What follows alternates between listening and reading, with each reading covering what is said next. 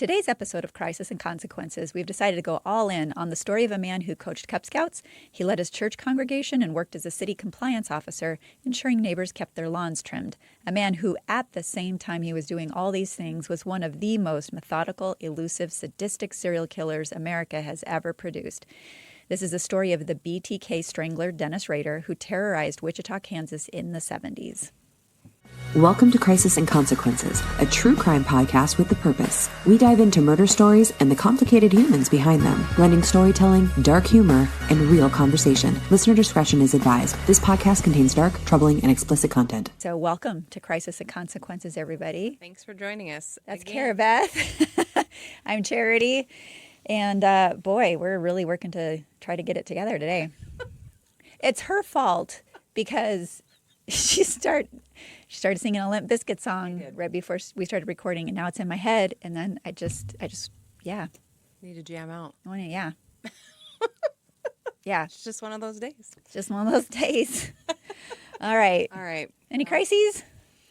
No, the weather is a crisis in and of itself. Not to the weather, but it is crazy here. Yesterday, 90, it was 92 degrees. It was awesome. And then today it's cold and like 50s, and the wind is insane. Yeah. But I just am like one extreme to the next. It's just nutty. I still think we need to sell T-shirts that say bipolar vortex. Yeah. We're in the bipolar. Yeah, We the are. weather is bipolar It here. is It's nuts. really weird. How about you? Not really. My back issues are starting to kind of... Good. Yeah, physical therapy is working, so I'm not feeling like a 95-year-old woman today, and it's great. So, seriously. Well, that's a win. Yeah, Absolutely. Yeah.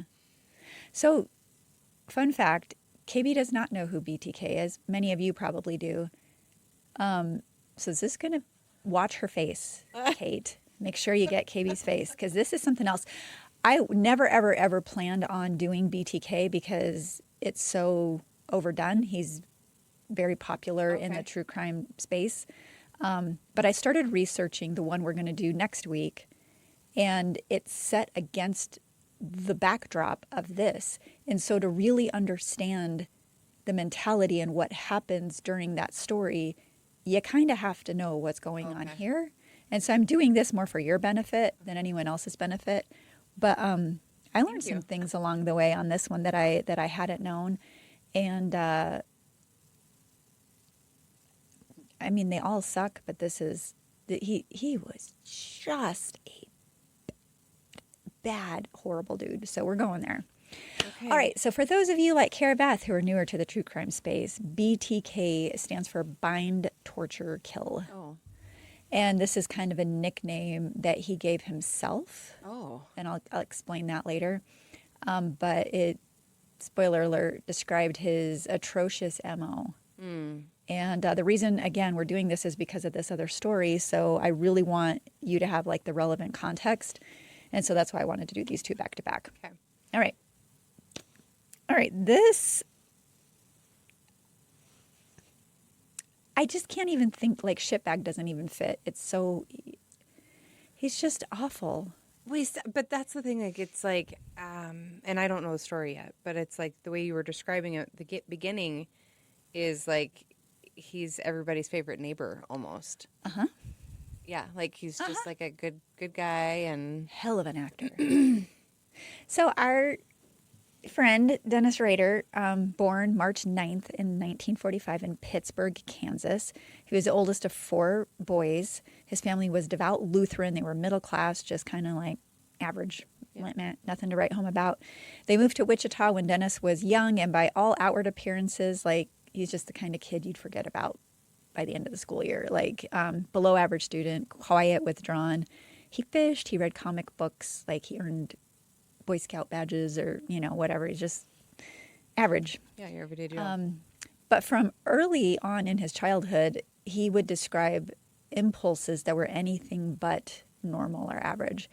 He admitted much later in life to torturing and killing small animals as a boy, which we always know is like, just lock them up. If you have a kid who is murdering innocent animals, later days. Send them to like a...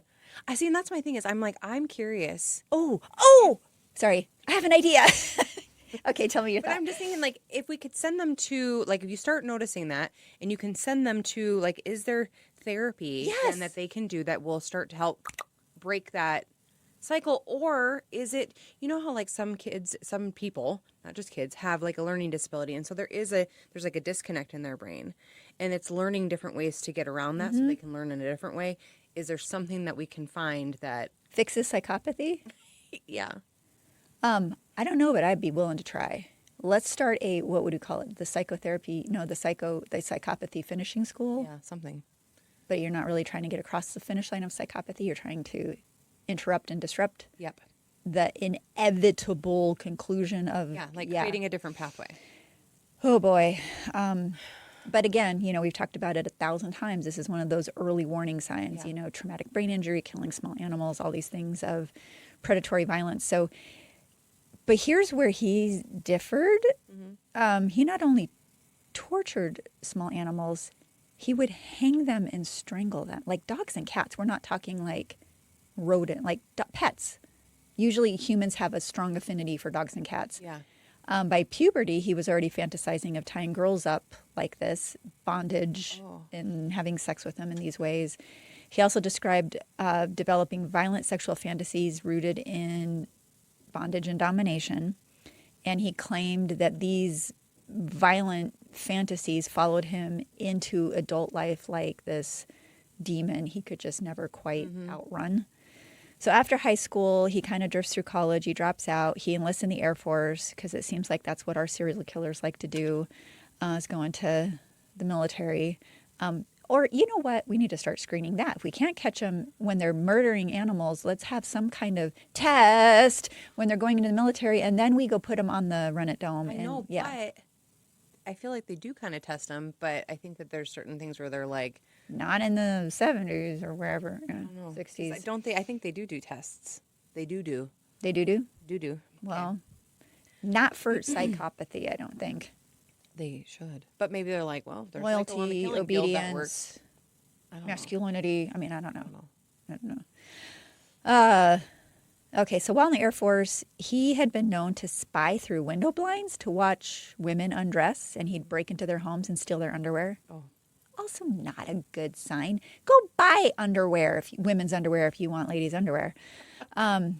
His service in the military was just kind of average, but he did rise to sergeant, the rank of sergeant, and that's when he was discharged, and he goes back to Wichita. He marries a woman named Paula Dietz in 1971 in a ceremony held at Christ Lutheran Church, which is where he met her. So churchgoer by God, Same congregation. He would eventually lead as president of the church council. They would have 2 children, Brian and Carrie. So he starts working at Coleman Company in 72. Do you know Coleman? Like camping gear? Oh, yes. Yeah, and then he began working at Cessna in 73, and he really liked that job, like working on aircrafts and stuff like that. And he attempted to work toward a criminal justice degree because he wanted to become a cop. Oh, interesting. Never did, but it fits with his whole, everything we know about him. It just fits, and he would have been a prolific law enforcement serial killer could he have Had he made that dream come true. Yeah. And then after that, he worked at ADT Security in 74, and this becomes instrumental in the things that he would later go on to do. One source claims that he graduated with that criminal justice degree in 79, but I didn't see it confirmed in any of the other sources, so just putting it out there for what it's worth. So to the community, Rader, like, he was this model of Midwestern boring normalcy, like, nothing special. He just looked like a run-of-the-mill guy, kind of dopey and mustachioed and kind of balding, just whatever. So as he's doing his work installing alarm systems, in this irony, alarms for homeowners who were terrified of the serial stalker. So like he was keeping them in business. Okay. Yes. But yeah, because people are hearing about this, so they're getting security systems installed. And he's the guy installing them. That is so creepy. Okay, ADT needs to do tests too. Yeah, everybody should do tests. He was also a licensed dog catcher and compliance officer, so kind of that, kind of like our code enforcement here. Yeah. I remember listening to a podcast where it was like a listener story submission, and someone wrote in, and he was trying to either take or bring back someone's dog, and this pet owner got into it with him, and then realized later, like, holy shit, that's the guy who had caught my dog, right? He's also a Cub Scout leader. He's just like a pillar of the community. I swear, as soon as you hear those words, you just need to run the other way. But inwardly and secretly, he was conducting what he called projects. He literally called them project. Like, I don't know, first word that came to mind for you would be turquoise. Project Turquoise. Yeah. He had like Project Cookie, Project Flower. He would give these nicknames to these women he was stalking. Yeah. And he was very meticulous. Like the records that this guy kept on his projects, the movements of them, he had this whole thing coded and cross-referenced, and like he was really brilliant that way. So as he's seeing, this is the part where I'm like, how do you hide this stuff from him? Oh, that's the part where I don't these like, notes that I'm talking about right now, they were just in a file cabinet at work, not locked up. And his code enforcement, whatever community compliance job for the city, for the municipality. It's kind of like, why would you just go into somebody, you know what I mean, start looking through their notebooks and their drawers? Like, I write in notebooks every day, you know what I mean, like for taking notes for work, things like my to-do lists, and I'm sure you would just think that it was that. Yeah. Huh. No. He had stuff all over his house, his work, and wife, family had no idea when this all came out. It was crazy. So he would meticulously stalk. He would go into their homes and he would torture and do all kinds of things. He described he was driven by these compulsive demonic presences he believed had like Invasion of the Body Snatchers since he was young. And he uses these fancy, like elaborate bondage scenarios. He would start acting them out alone, like in the woods, to kind of ward off the compulsion to kill. Okay. But the compulsion always ended up winning out. So by the early 70s, Dennis Rader had decided he was ready to take his fantasies to the next level and take someone's life. So because he'd been a Boy Scout, he knew how to tie knots, which was not a reason they're teaching you to tie knots. And he'd already been stalking potential victims. On several occasions, he had planned and abandoned various attacks. But in December of 73, he began covertly following Julia Otero, a Latina woman with dark hair and brown skin. And I say that because he had this, like, he thought she was so beautiful. Like that ethnic combination was so beautiful. And he knew her because he'd briefly worked alongside her at the Coleman Company. That's how he met her. He watched her for weeks. He studied the family's routines. And on the morning of January 15th of 74, he parks his car. He walks to the Otero residence with his kill kit. Had a gun, knives, hoods, cords, tape, plastic bags, gloves, and various tools for breaking into homes. He scales their backyard fence. He cuts the phone lines to the house. When the family's youngest son opened the back door to let their dog out, Rader confronted him, forced his way into the home at gunpoint with this child. He told the family, he had this cover story. He said he was a fugitive on the run, that he needed money, he needed food and a car. He was very calm. He was very methodical. He got all 4 family members who were home at the time to comply without a struggle because of his cover story. And then he began binding them with cord that he had brought in his little kill kit. What followed over the next hour was literally the stuff of nightmares. He strangled the father, Joseph Otero Sr., who's 38, and their 9-year-old son, Joseph Jr., with ligatures. He strangled their mother, who was 33, Julie Otero, with a plastic bag over her head. Later, their 3 oldest children, Charlie, Danny, and Carmen, who were at school, and they would come home that afternoon to discover the horror that Rader left behind. But his true target was 11-year-old Josephine Otero. He took the girl to the basement. He stripped her. He hanged her from a sewer pipe, telling her she would, quote, be in heaven tonight with the rest of her family. Because she was asking about that. When investigators later asked him why he chose the basement, he reportedly said that basements were like dungeons. solid and isolated. He watched her die, and when they asked why he had done it, his answer was chilling. I thought it would be interesting to watch her die. I watched a video of this guy, and he would just talk about it like so mad. Like it's just so like nonchalant. Yeah, Like it's not. Like I it's did just this, I everyday did thing. that. He gave incredible detail Ugh. what he did. Semen was found at the scene, although none of the victims have been sexually assaulted, so I'll leave you to fill in the blanks here. He later said he was attracted to younger women. I hate that. She's 11. That's not a younger It's not, woman. it's a little girl. And he has a daughter. In fact, I was watching this documentary.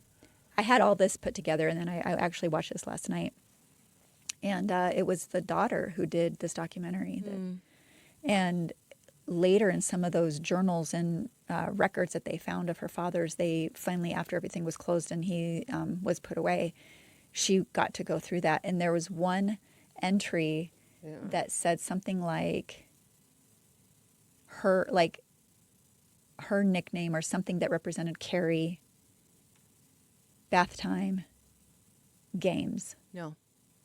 And so she confronted him in prison after not seeing him for like 18 years or something, and asked him about that. Because she's like, did something happen? Did he practice on me? And then I just don't remember. He says that it was just a fantasy, that he never acted on it, but she doesn't know. She doesn't know. Goosebumps all over. Yeah. Like icky. And they were close. What about his wife? Like, so if he's got these fetishes, did she ever like in their bedroom? Did she ever experience like? No one knows because she won't talk. Okay. And now she's See, and that almost makes you wonder too. Like, she won't talk. Like, is that? I don't know. Well, I think it's more of, I got the impression that there's more of a family split over, I mean, these family members are victims too. Yeah.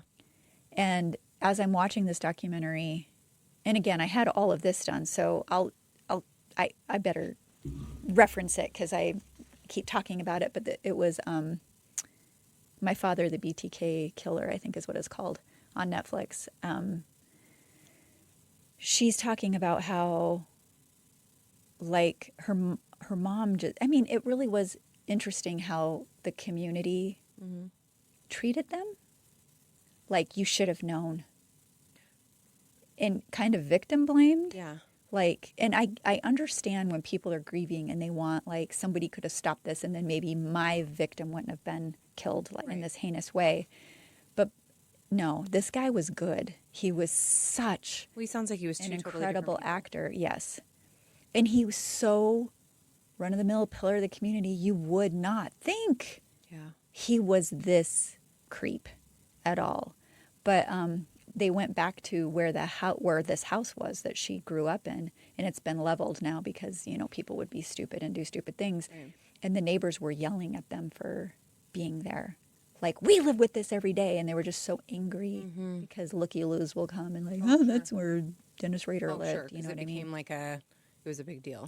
And worrying about like themselves and how it impacts them rather than this daughter who now is identified by the fact that her father is this heinous criminal.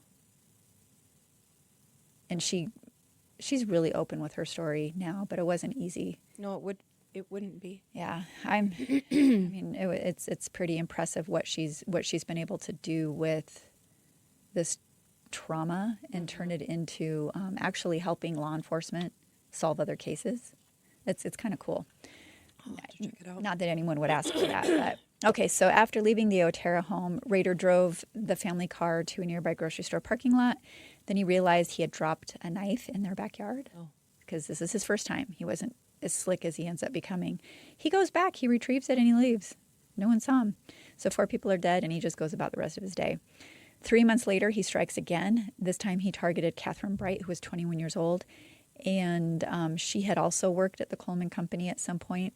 He did not know that her younger brother, Kevin, would be coming home with her. So he breaks in, he lies in wait. And then when they come home, He's surprised, thinking that he's just going to get Catherine because he's been stalking her and knows her routines. And now Kevin is there, so he binds both of them. He stabs them repeatedly. Kevin manages to escape. I think he shot him on the way out, but he still managed to escape. Catherine was not so fortunate, though. So, okay, Kevin was the only known survivor in the attacks, I think.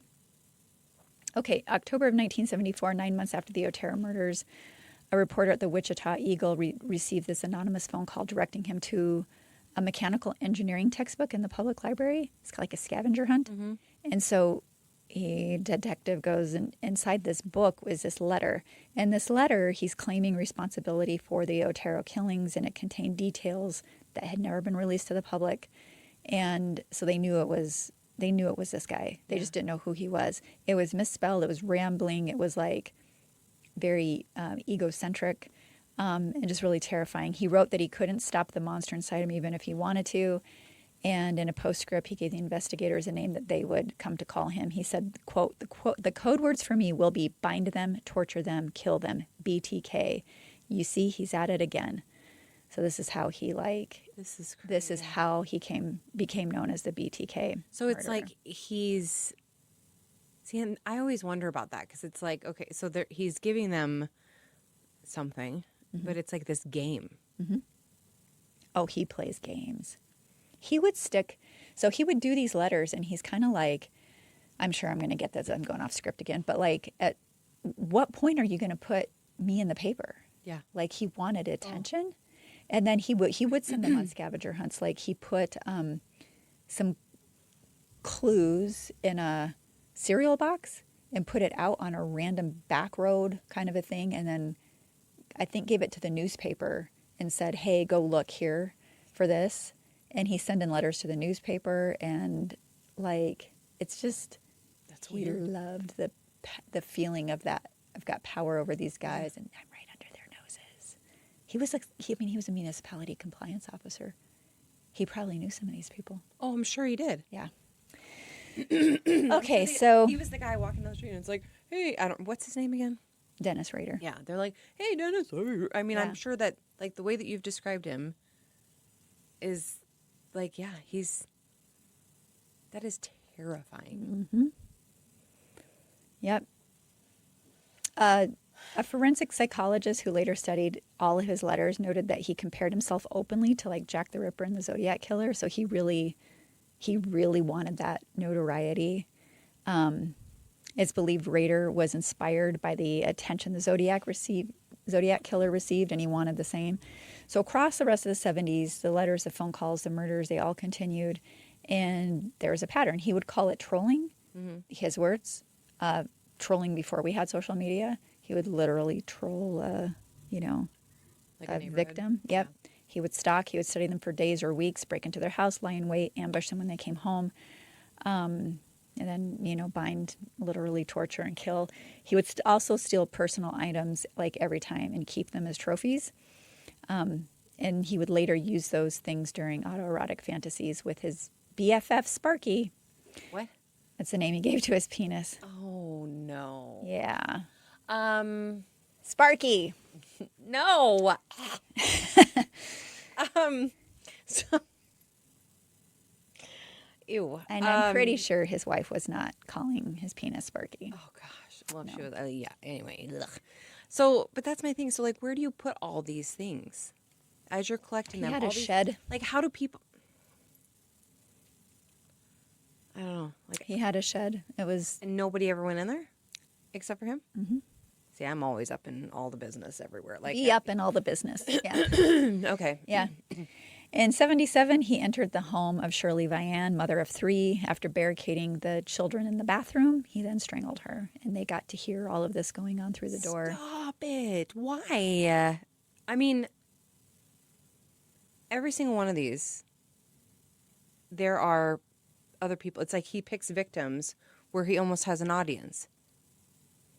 Because this is the second grouping of, like, the other one was the girl and the young lady and her brother. Mm-hmm. And then the first family, it's like kids. and a husband involved. Like, what are you doing? I think Don't usually 5 kids. they try and just, it's like single one person out? Boy, that's even like alarming. Yeah. That's risky. Oh, it's really risky. He got away with this for 30 years. That's nuts. Okay. Okay. Later that same year, broke into the home of Nancy Fox, who was 25, strangled her with a belt. Following morning, he walked to a payphone and called 911, calmly reporting that a woman could be found dead at her address. Call was recorded. When authorities released the recording 2 years later, over 100 tips poured in from people who thought they recognized the voice, but none of them led anywhere. In 78, he sent a letter to the Wichita television station KKE, Cake, confessing to the the Fox, Otero, Vian, and Bright murders. And the letter showed just how starving he was for attention. So this is where he says, quote, "How many do I have to kill before I get a name in the paper or some national attention?" Oh, he got his national attention, the piece of shit. Also in 78, he laid in wait for a woman named Anna Williams, 63. She took too long to return home, and so he left without striking. And we know this because months later, she received one of her own personal items in the mail. He took it and he mailed it back to her, along with a poem he had written for her titled, quote, "Oh, Anna, why didn't you appear?" Thank God she didn't appear. That is... Yeah. And that's like, he doesn't have a... What is it? I feel like... Don't they usually have like a type? This guy's like all over the map. I mean, his type was this bondage. So it just didn't matter necessarily. Like, he'd just pick somebody who he probably thought was a fairly easy target, I guess. Yeah. Or I don't... Yeah. Yeah. The only one I heard, read anywhere that he was attracted to was that first little girl. Everyone else seems to be more... because they all look very different. I've seen all their photos. They all look very different. They're all different ages. I don't know. I think it was more opportunity and whatever.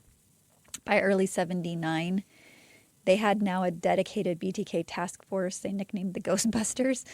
Because seriously, it was like chasing a ghost, right? So they're working the case. He suddenly goes silent.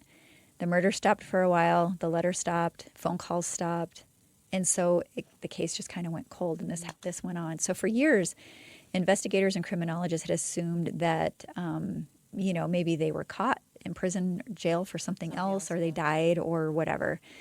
But then he shatters that assumption. So in the 80s, he had had children. He coached Boy Scouts or Cub Scouts or whatever. He served his church. He's like, good neighbor. His lawn looks good. His house looks good. He files compliance reports against neighbors whose weeds were too tall or, stray animals, whatever. Everyone thought he's just good old Dennis, but he had not retired. So between 85 and 91, he committed 3 more murders that at the time were not connected to the BTK case. Their links would only be confirmed years later through DNA and materials found in his arsenal of trophies after his arrest. So in 85, he had resumed feeding his demon by strangling Maureen Hedge. She was his own neighbor. Oh. She lived just a few houses away. He drove her body around in his car for hours before taking her body to the church where he served as president, and he put her body in various bondage positions and photographed it. At the church? At the church. And then later, one of the things I didn't know, he gave this freaking car to his daughter. His daughter. Oh my gosh. Is driving this car that had... He's like, here you go, honey. Yeah. It's all yours. Yeah. You can have it. Congratulations. Good grades. In 86, he entered the home of Vicki Wegerly by posing as a telephone company repairman. He strangled her and killed her while her 2-year-old was home. 91, he broke into the home of Dolores Davis, his final confirmed victim, and he strangled her with a pair of pantyhose before driving her body to a remote area and leaving it beneath a bridge. And then once again, he went quiet, this time for 13 years. January of 2004, Wichita Eagle ran a feature article speculating that he once again probably died or had been imprisoned for an unrelated crime. And this was the 30-year anniversary of the Otero murders approaching. So for most of Wichita, BTK was kind of history. But for Dennis Rader, he was insulted and he couldn't let it go. He felt as if they were taunting him. Big, fat, mustachioed baby is what he was. So in March of 2004, he sends another letter to the newspaper. It included a copy of Vicki Wegerle's driver's license, which had been missing since the 86 murder, and photographs of her body taken at the crime scene. And Vicki had not been definitively linked to BTK until then. Yeah. So major misstep on his part. And armed with this new connection to the BTK case, police analyzed the DNA that they had collected from under her fingernails, and that's how they learned that BTK was back. So because it matched the previous DNA that they found at the killings from. Correct. Okay. Correct. Over the next year, he embarked on an extraordinary and reckless campaign of renewed self-promotion. He dropped packages and cereal boxes at various locations around Wichita. One was like a Barbie doll that was bound in the same way some of his victims were. I mean, just weird stuff. He's just freaking demented. He sent items to television station. He mailed police correspondence laced with clues and deliberate misdirection. Like just weird things. He'd hint at planning additional murders and admitted after his arrest that he had already selected a new victim and set a date. He also planted cryptic word puzzles in letters that included code words such as serviceman, follow, prowl, telephone company. He also sent a proposed like chapter list, like a table of contents for a book he was planning on writing about himself. Oh my. Okay, I found this, so let me read these chapters to you. Okay, there's 13 chapters. A serial killer is born. Dawn, fetish, fantasy world, the search begins, BTK's haunts, PJ's, MOID ruse, so probably my MOID and okay. Hits, treasured memories, final curtain call, dusk, will there be more? It says will there more, but I think he meant will there be more? Like, oh. So, I mean, and he's sending this in to them. Yeah, like, it's just weird. crazy. It's like this. I'm like, do you want to be caught? Is there part of you that wants to be caught? I think part of him had to have wanted to be. Oh, it gets better. Okay. It gets better. You're going to love this. Okay, so 2005, he'd been communicating with investigators through classified ads. Remember those? Gosh, Yeah. yes. And because it was old school, believed it to be secure, right? He asked through this channel whether a floppy disk he might send them could be traced. And there was like a code phrase for if it was yes or a code phrase for if it was no. And so he's basically telling the detectives, like, you need to be honest about this, right? Give me the truth. So using the classified ads, the investigator replied, it's safe. And so let me rephrase that. He thought he was cool playing these spy games as if the internet age hadn't yet dawned. And this moron asked the police hunting him if a floppy disk was safe. And they're like, yep, totally safe. Yeah. Obviously, they're lying to him, right? And he, supremely confident in his own superior intellect, he believed him. So he sends this 1.44 megabyte, when they were like really tiny, floppy disk to a television station in Wichita, believing it contained nothing that could be traced back to him. What he didn't account for was what had been deleted. And so digital forensic investigators recovered the disk's metadata, and embedded in a deleted document were these words, Christ Lutheran Church, and the document's last editor was listed simply as Dennis. Oh. Bingo, bango. So from the moment investigators received the disk to the moment they had assembled enough evidence to make an arrest, 9 days after 30 plus years. So they confirmed that Christ Lutheran Church had a council president named Dennis Rader. Surveillance footage from an earlier package drop matched a black Jeep Cherokee parked outside his home. And to obtain DNA confirmation, since Rader himself hadn't left any really much usable DNA at the crime scenes, they obtained a warrant. I kind of don't like this. In fact, we'll probably talk about it at the end. But they obtained a warrant.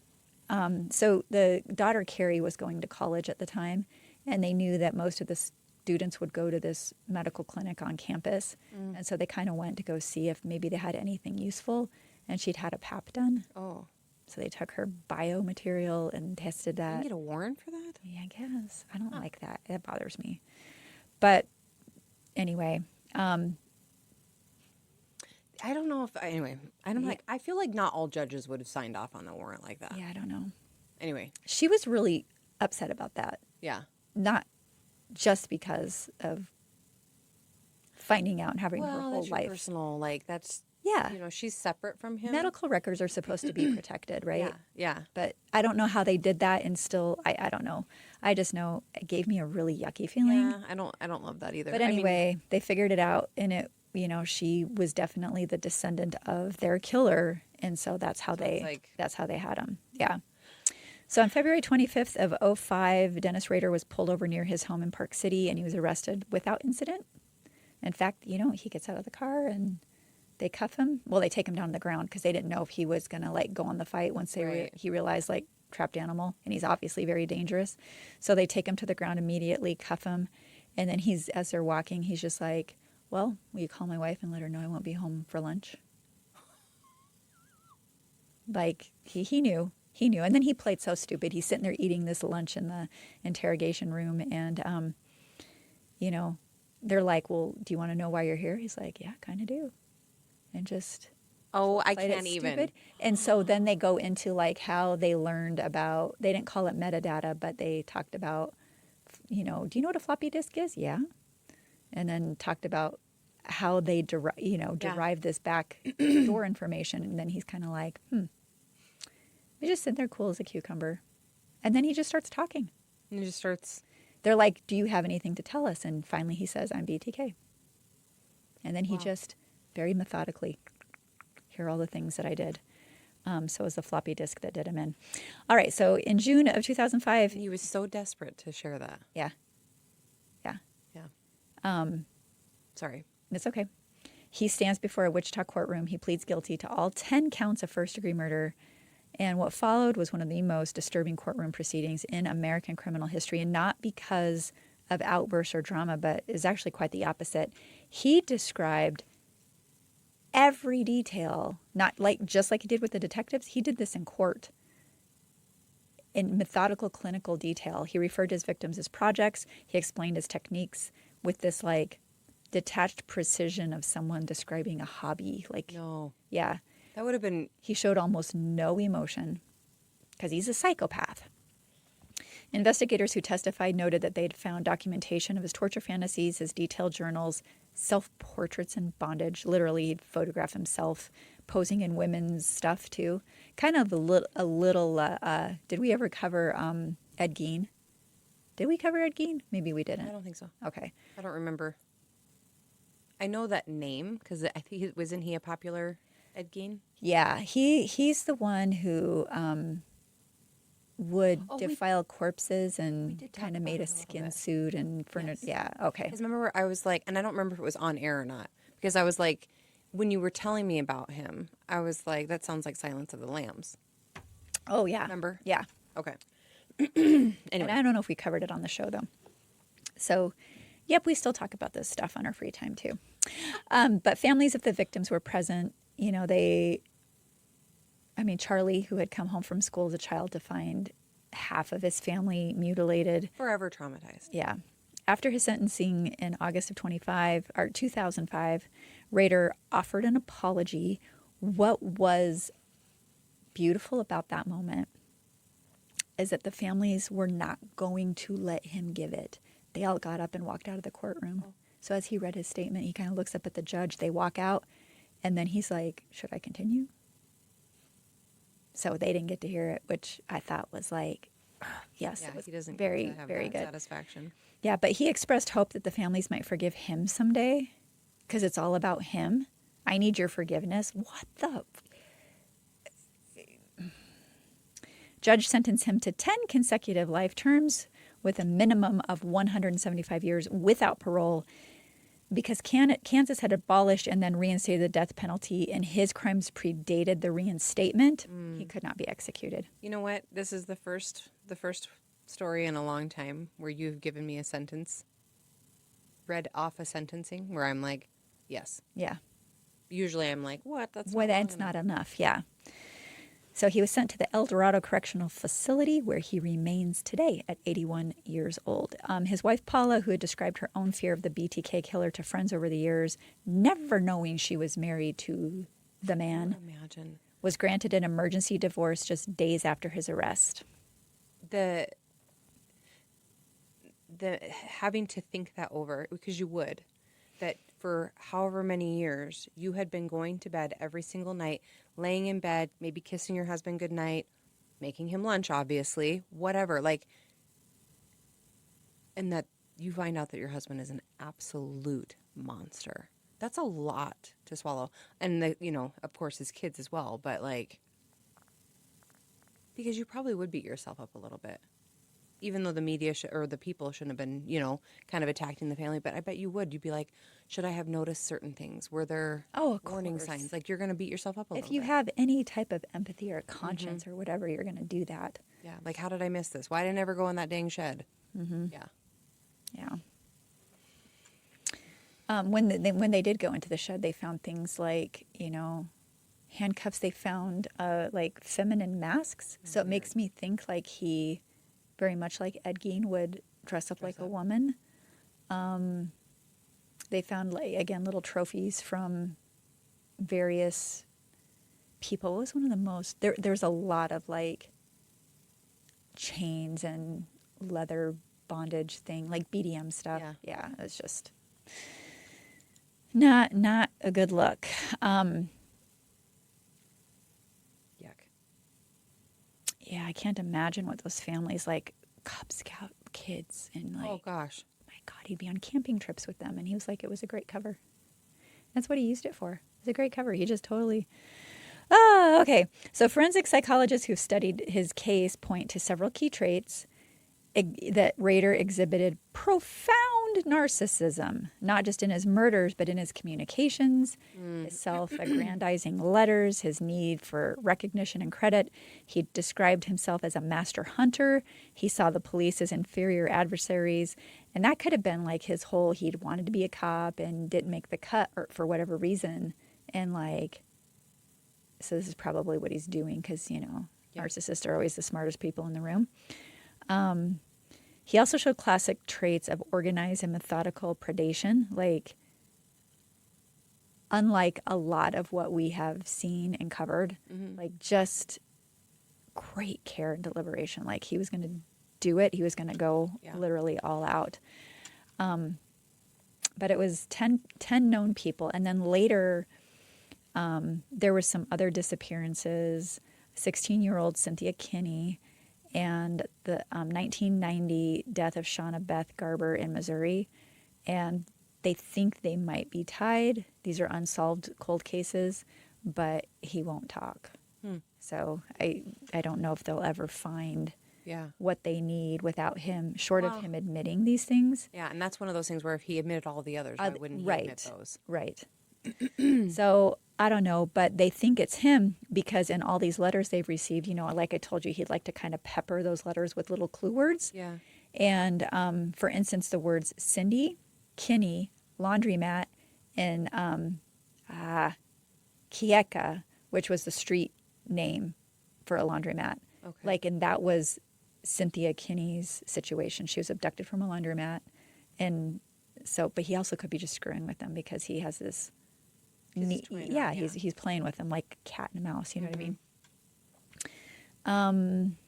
He had installed a security system just before Cindy's disappearance at the bank across from this laundromat. So there was that connection too. He also told investigators after they caught him that he'd, quote, always wanted to kidnap a girl from a laundromat but he didn't admit it. So I don't know if he's just weird. Entertaining himself. Bored, so it's like maybe he's just bored. He's entertaining himself. Because I bet he had fun. The little sicko. I bet he had fun playing that cat and mouse game with him. Because look at how long that went on. Yeah. That's a long time. Yep. It's a long time to get away with. So if you're interested, My Father, the BTK Killer, Netflix just recently released, I think just late last year, 2025, was produced by his daughter Carrie. And she had no idea. And so she, talks very openly about there were two versions of her dad, and you never knew which one was coming home from work. But the good dad, they had great times. He built them a tree house, a tree fort. They went camping and did all this stuff. She was kind of a tomboy. He taught her to do all these things, and they were very close. And I don't know. But, yeah, meanwhile, he can, he's old now. He doesn't look great. Well, he didn't look great in the first place, but, like, he's old. He's not in the greatest of health. But it doesn't sound like he's really shown any remorse for the things that he did.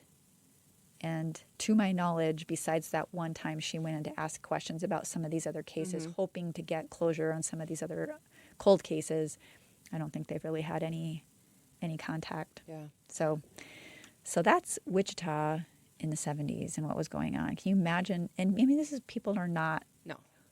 There's not even seatbelts in cars. We don't lock our cars. We don't lock our homes. Back then, anything kind of goes. And now this is happening, and it's the pillar of the community. Yeah. Yeah. No, that would have been. So what do you think about the medical situation? How they got that? I don't know. That's what I'm saying. Like I don't know. It just seems a little shifty Do you think to me. they could have asked her? Absolutely.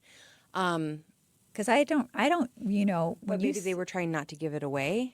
Yeah, I get that, but you can figure out something where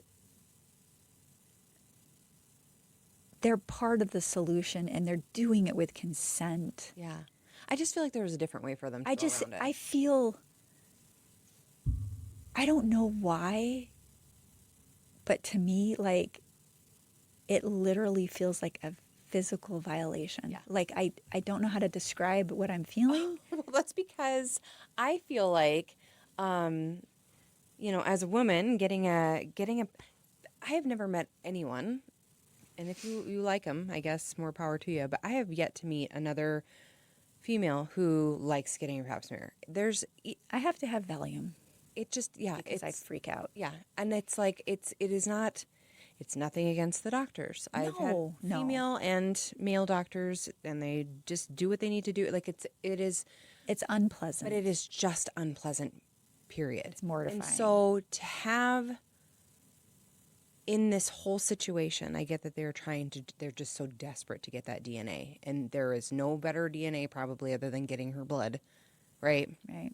But it's like, I kind of wish they would have gone that route. Like, call her in, see if she'll willingly, maybe tell her some of this evidence that you have. Hey, you know what? And if it's not your dad, that rules him out. Absolutely. You know what I mean? Like, they could have spun it that way. Instead, they chose to go the back door, basically. I mean, I'm glad they caught him. I'm glad they were tenacious, but that part just it is violating. Sticks with me, and I don't like it. So what about, like, his letters and stuff to police and the media? Do you think they should have given him the credit he was looking for and the recognition? No.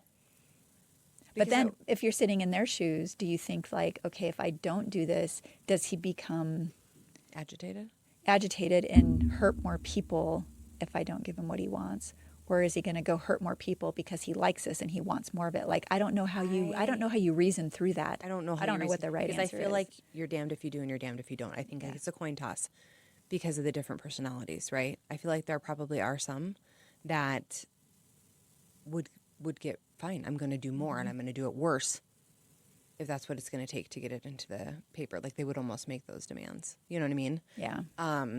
But yeah, it's like you don't really want to give them all that attention and credit, because the opposite could happen, where it's like they get that credit and they're like, yeah, look what I can do, This was a mugshot. I'll show you what he looked like in the mugshot. Normally he has a big furry mustache, and this one he kind of looks a little Breaking Bad. Yeah, he totally looks Breaking Bad.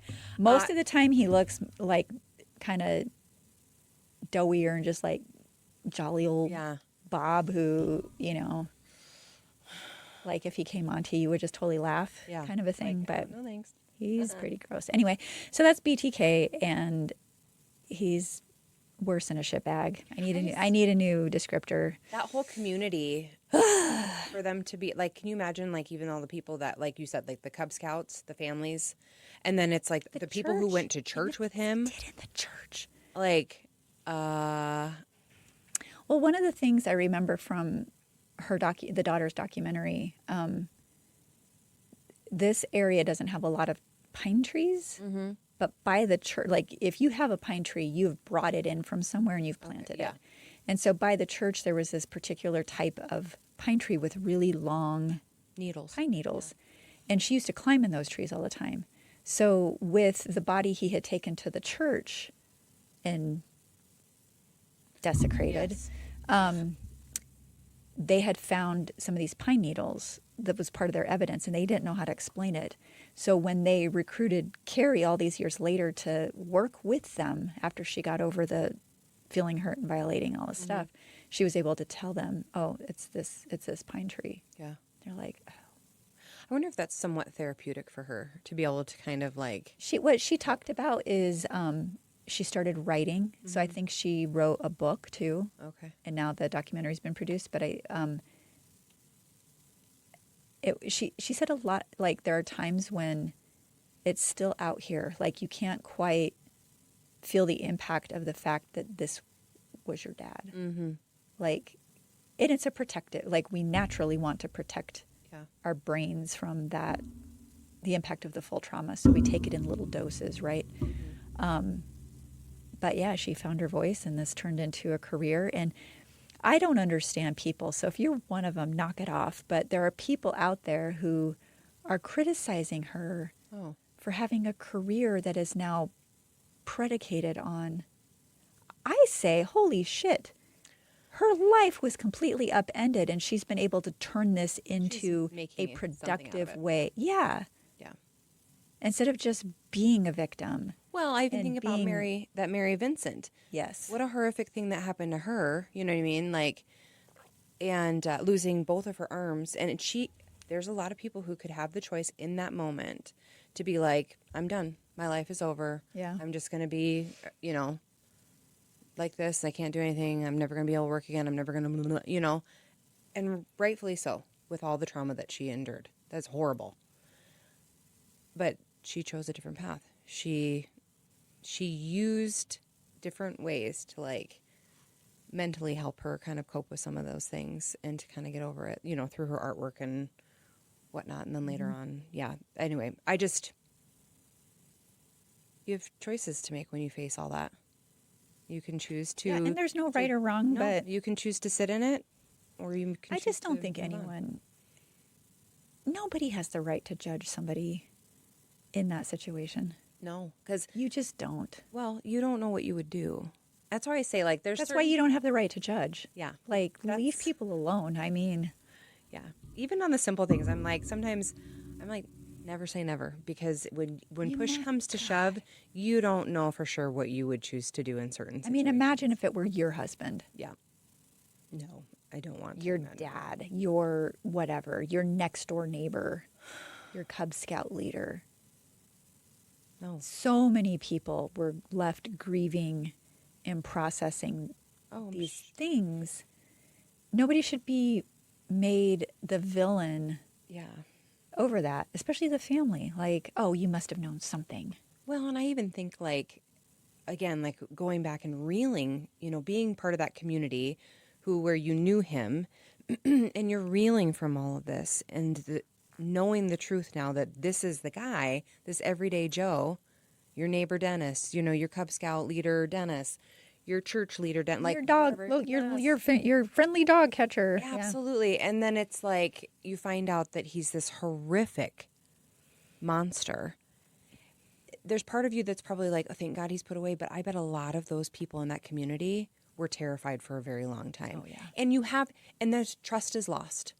So I bet like you go through that as well. Like you're telling me you start wondering like, well, what's Bob the neighbor doing? Right. What's this person do? Like you probably have some serious trust Question issues. everybody. Yes. Yeah. Ugh. So that's Dennis Rader. He's an icky dude. Mm-hmm. Yep. Ugh. That's all I got for you. Well, that's plenty. And now you'll understand when we go into the next week's episode. Okay. Well, As always, Are you ready to re-enter the workforce or find a career that actually fits? Or maybe you're an employer tired of noisy platforms that miss the mark? Try Focus, a smarter hiring tool that helps you cut through the noise and focus on what matters. Visit focus.work today. That's FOQUS.WORK.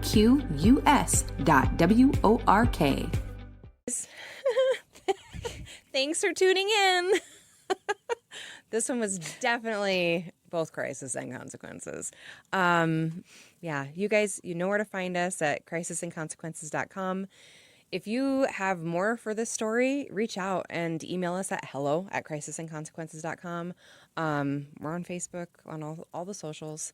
We're out there. Yeah, if you've got other stories that you want to share, comments, anything, hit us up.